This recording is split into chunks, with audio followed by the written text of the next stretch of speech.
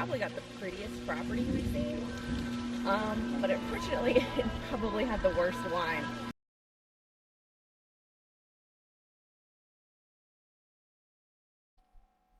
So we just finished up a tasting as well as lunch and a little tour at Viña Magal. It is a very small family-run winery. We've been in business for about 9 years, and they've been doing tours and tastings for only about 3 months. The wine was really good. This is the first winery we visited in Mexico. We've done wineries in North Carolina, which weren't to our taste. And then we've also done some wineries in Mendoza, Argentina, which we loved. And I was really surprised by the quality here. The rosé wine, the Rosado, was really good. It was about 12 US dollars. And they describe it as a semi-seco, so a semi-dry. And it was just a touch sweet. I would say that it is drier than most semi-dry wines that I've had. And it was really perfect for just sitting outside on a warm day. I think today it's about 78 degrees and really beautiful. And we had it with some cheese and a meat plate. And then her mother actually made us a lunch of salad and shrimp. They also have a couple of special bottles that are made with their grapes, but they're actually barreled and bottled over at Freshenet, which is a very large winery here. This one was somewhat dry and had kind of flavors of plum and cherry and a little bit of raisin. This one right here is their Reserva. This one we didn't buy a bottle of, we just had the tasting.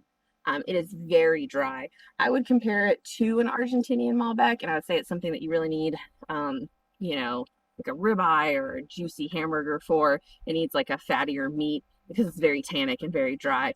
This one is a little bit more balanced, but it was a really great experience. We've been here for a few hours. We brought our dog. It is pet friendly. And the view that you're going to see in a moment of the actual vines has beautiful mountains behind it. I would highly recommend to visit here if you have time. You do have to come down a pretty bumpy dirt road, so you may think you're going in the wrong direction, but Google Maps does have the location correct, and it is definitely worth the trip out. It's only about 10 minutes outside of the center of Tequisquiapan, and I definitely recommend the trip.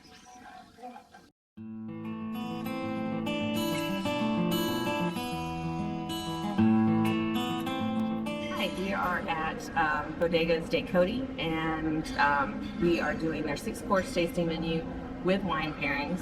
And so they have a little amuse-bouche that they're starting with, and it is a little vegetable croquette. She said it has cauliflower, onions, and carrots in it.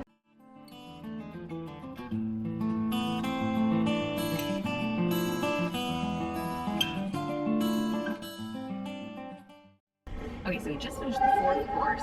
So first I'm talking about the 3rd course. The 3rd course was the duck chinga, and when I first looked at it, I thought maybe it was like a portobello mushroom cap, but it wasn't. It was a blue corn tortilla. It was very thick, so it's kind of like had a gringo or a gordita. It was kind of that style of that thicker masa, and it was super delicious. It had guacamole underneath it. Fantastic. Wine was okay. It was a fine red wine. The last course we had was a grilled octopus that was over black beans and had cilantro and capers in it. Because the capers, it was just a little bit salty. The wine that was really good. I'd say it's probably the best red wine we've had so far in Mexico. It had a good balance of like acidity and minerality and had some tannins. Overall, pretty impressed.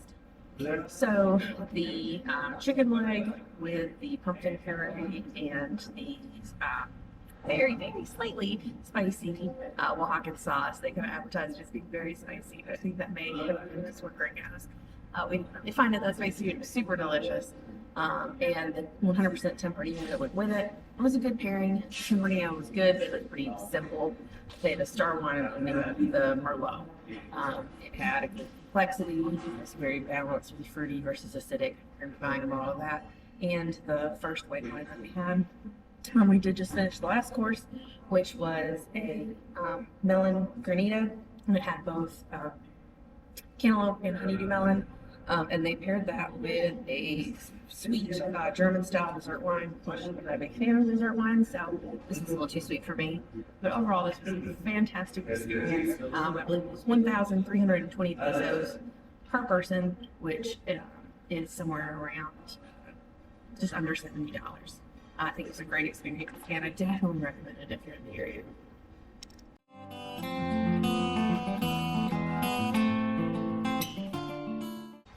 So we are at Viñedo Donato.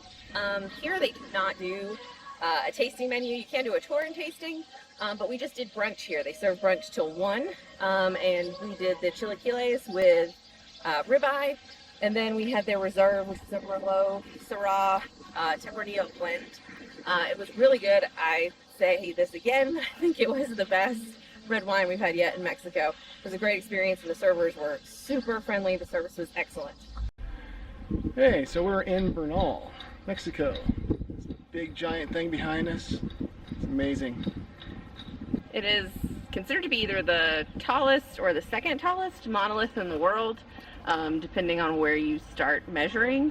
We've realized that a lot of things like pyramids and other monuments, different people claim that they have the tallest or largest based on slight differences. Like in Riviera Maya, you have the largest pool in Mexico versus the largest infinity pool versus the one that has the largest because it holds the most water. So this may or may not be the largest monolith in the world, depending on how you look at it. But it's still really cool.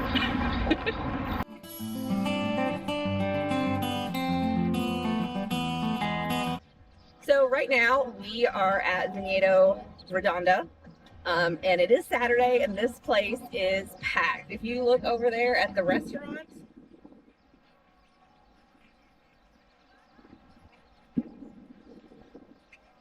and then you can see over here they have the beginnings of a new vineyard planted.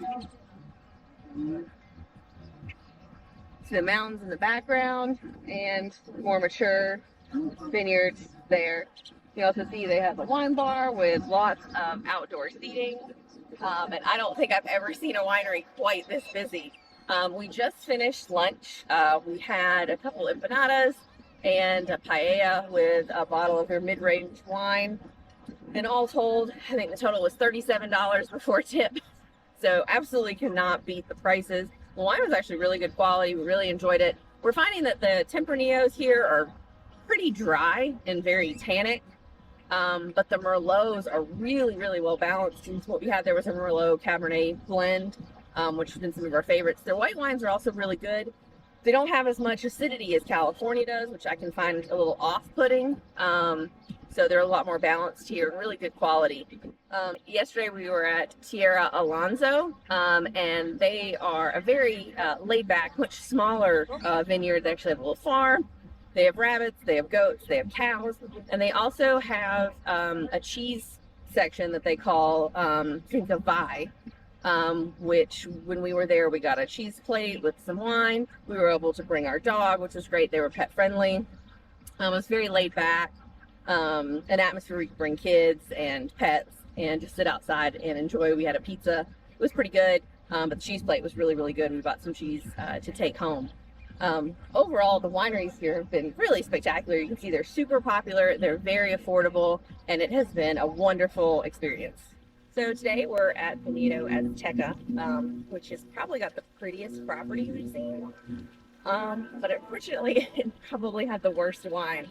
It is dog friendly. There are lots of families here, and the food was really good at the restaurant. The service was great. The wine was fairly acidic. It had like almost notes of vinegar to it. But behind me, you can see there's water features, and there's cactus, and there's the actual vineyards themselves. They have horses over there. We can do horse rides. So it's a really cool property, and it's very picturesque.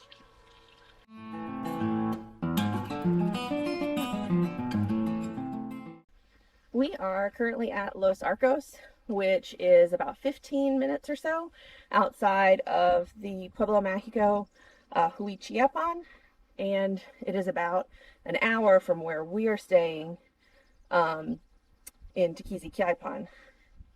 If you can kind of see behind me, there's no one here because the gate is technically closed out front, so we just parked the car and we walked about 500-600 meters here.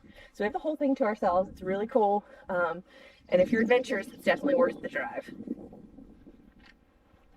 So we just finished lunch up at Los Arcos, which is a famous barbacoa and carnita taco joint here in Huichapan, Mexico, in the state of Hidalgo.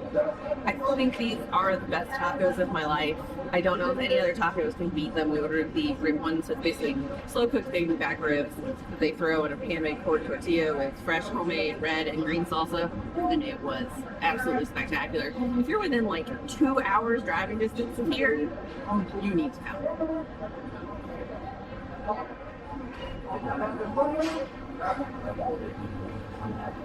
So if you do decide to make the day trip from Tequisquiapan to Huichapan to see Los Arcos and to eat at Los Arcos, this is part of the view you will have on your ride, which I think alone is worth it.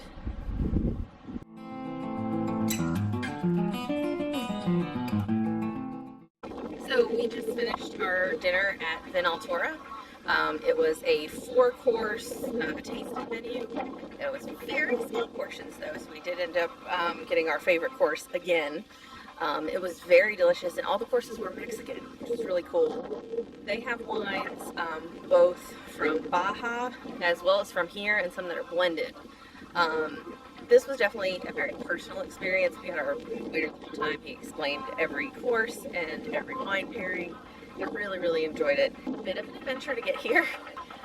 There's a very long dirt road to go through a tiny little town that has huge topes, which are speed bumps. But it's definitely worth the trip out, and I definitely say it was one of the top 3 vineyards of the 7 that we visited. Is that what you were all? Yep, she was in most of it though, running around it. Meep, did you like being in the B-roll? Meep, you want a picture by a cactus? Come on, let's be Cactus Meep.